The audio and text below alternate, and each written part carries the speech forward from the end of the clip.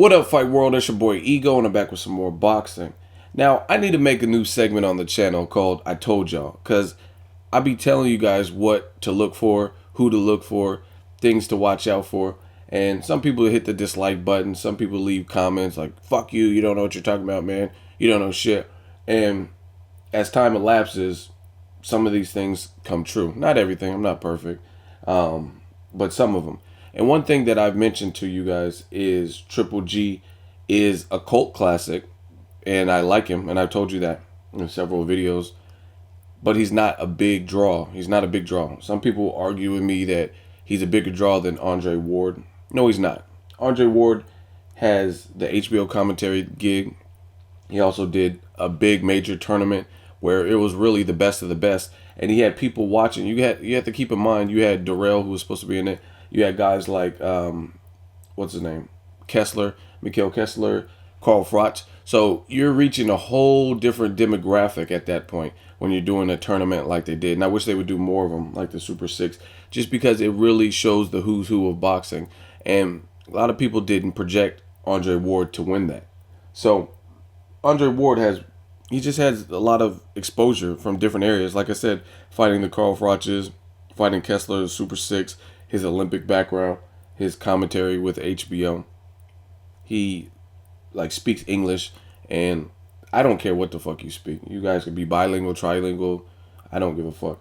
But the reason I say that is because we're talking about who's a big draw, who's a big star in the States. Like you look at Canelo, he doesn't speak English. However, he has that quality, that star quality, where he could fill up seats.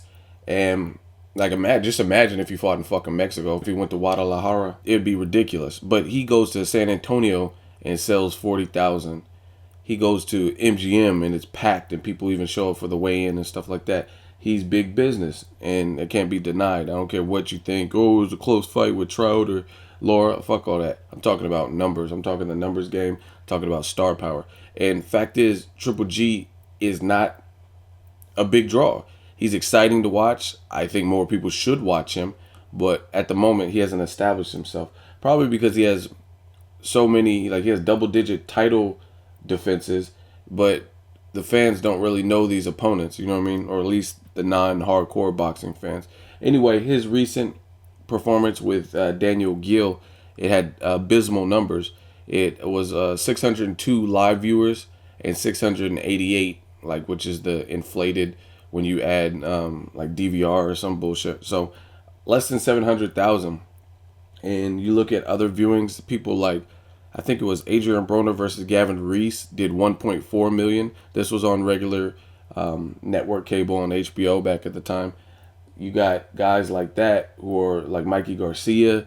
He fought Juan Carlos Burgos. I think it did better numbers. There's a lot of people who are doing better numbers. Terrence Crawford versus Yuri Ortiz Gamboa did better numbers than this. And it just shows you that Triple G has not yet arrived. He's arrived in terms of he's feared or avoided, or he's a great fighter, but he hasn't arrived in terms of U.S. drawing star power. So I think it's time, honestly, that they start stepping him up. I'm not saying they haven't been trying to, but you have promoters for a reason. They need to fucking work for you, and that's it. You know what I mean? They need to land these big deals. That's part of why you get a commission for representing a fighter, is for landing those big deals. If I was into acting and shit like that. If you have a acting, what's the name? I can't think right now. I need some more coffee. If you have basically a talent manager, their job is to land you roles or to get you in the door, a foot in the door, and then you audition, and then, you know what I mean? If you make it, then you make it, and then they get a cut of it. So same thing with the promoter. What's the point of having someone represent you if they're not landing you those big fights? So they need to be working for you, trying to make the right calls, the right connections, and negotiate. It's all about negotiating the right deal and getting your fighter that type of exposure. So his ratings weren't great, and that was against a former champion himself in Daniel Gill. And I thought it was a good card. Just Bryant Jennings. On paper, it looked like a really good card. Bryant Jennings, Mike Perez. I definitely watched the fights, but I guess a lot of other people didn't. And they also did an ESPN poll. I did a video about this. This was probably a year and a half ago, maybe longer. and ESPN. It was after the Macklin fight actually. ESPN did a poll and they said, "Will you watch next time Triple G fights?" And I think it was like 77% of the people said no. I'd have to go refer back to that video to see the actual number, but I think it was 70+% said no. You know what I mean? So that lets you know that Triple G has some work to do. Not in terms of his game. He's over 30, and it looks like he knows what style works best for him. But he is not a bigger star than Andre Ward. And the funny thing is, it goes to kind of show you the level of hatred that people have for Mayweather. Like everyone's like, "Oh, Mayweather needs to fight him. He's a bitch. He's a pussy if you don't fight him." Why would you fight a dude that clearly has a size advantage, has this devastating power at middleweight? You don't even fight in middleweight. You know what I mean? You fight divisions down from middleweight, and the dude doesn't even. He's not even doing close to a mil by itself. You know what I mean? That's almost half a mil. You know what I mean? 602,000. It's not that. That's not that big for someone who's a world champion, who's had several televised performances. Again, you got guys like Adrian Broner who fought Gavin Reese, which was relatively unknown in the States, and it still did like 1.4 million on HBO at the time. So, again, Mayweather needs to fight Triple G, but what's in it for him? You know what I mean? Like Mayweather's not just.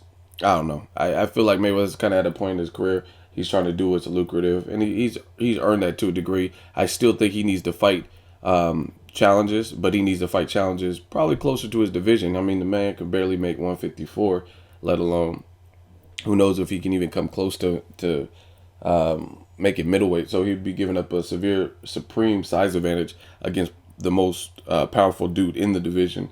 And it's funny that you guys throw that upon him. And the other thing I never understood, Mayweather and Pacquiao have always been linked. Their names have always been synonymous. You know what I mean? Ever since the failed fights. And nobody ever says Pacquiao needs to fight Triple G or Sergio Martinez. Like the most of the time that people I hear, it's Floyd needs to fight him. So you're actually inadvertently giving Mayweather props because you're throwing him out. You know what I mean? Like throwing Triple G at him. Like, yeah, see if you could deal with this test.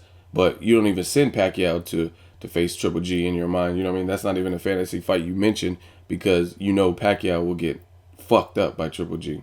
He's just he's too big, too powerful, and then Pacquiao doesn't have the right style, in my opinion, to beat Triple G. But to dispel the rumors of Andre Ward having less of a fan base than Triple G, and hey, I mean, some of you guys get mad. Sometimes you guys just hear certain things and just go fly off the handle.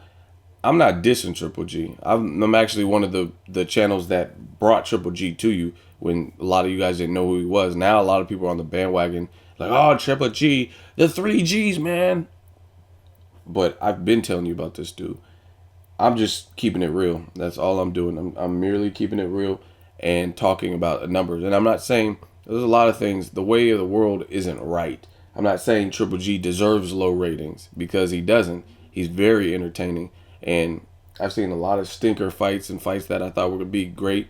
And they turned out to be duds.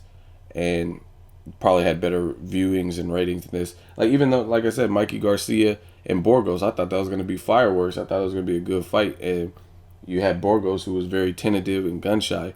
And that got better ratings than Triple G, who is pure excitement. You know what I mean? He comes to fight, comes to bring it. Humble dude. So, I'm not saying it's right. It's just, it is what it is. Let me know what you guys think. How big of a star is Triple G? I really just want to see him. I think they just need to force those premier fights. Somehow, some way, fuck the network shit. You got to get your man that exposure. So the Peter Quillins, even a guy like some people, this is just my personal opinion. People like David Lemieux, you know what I mean? Like someone who you know can crack and, you know what I mean, pretty tough. That kind of dude who was coming off of the his last performance against Fernando Guerrero. Things like that. We need to see Triple G tested, his chin tested, or somebody who could possibly even get that out, like a Peter Quillin, maybe even a David Lemieux, just somebody, or have him move up in weight. I mean, those are really what I think needs to happen in order for Triple G to get a little bit more fanfare. So, bottom line is this: if you see superstars like Canelo, Miguel Cotto, and they're in no rush to fight this guy, Triple G, then understand this. Whether we like it or not, these are great fights. I would like to watch, and I would pay my hard-earned money to any of these fights. However, he's the type of guy where you don't fight him unless you have to. And if he's not drawing, we know boxing is a business. So therefore, a lot of these fighters will use that as a front, as a scapegoat. You know what I mean? Like, oh, I don't have to fight him. You know what I mean? Like, why is Canelo gonna take this high risk, low reward for a guy who, you know what I mean, doesn't really sell? And that's just the nature of the beast. Again, I'm not saying this is right. That's just the scope of boxing, where it's at with the business. You know what I mean? Why guys like Miguel Cotto? Well, Miguel Cotto, he might be in a slightly different position because he's the lineal champion from beating Sergio Martinez. But as far as Canelo, I don't know if you should bank on that because, again, this guy is not necessarily doing numbers. He's technically not in the same division as Triple G. Let me know what you guys think. Make sure you like the video. As always, hate, comment, or subscribe. Till next video, it's Ego signing off.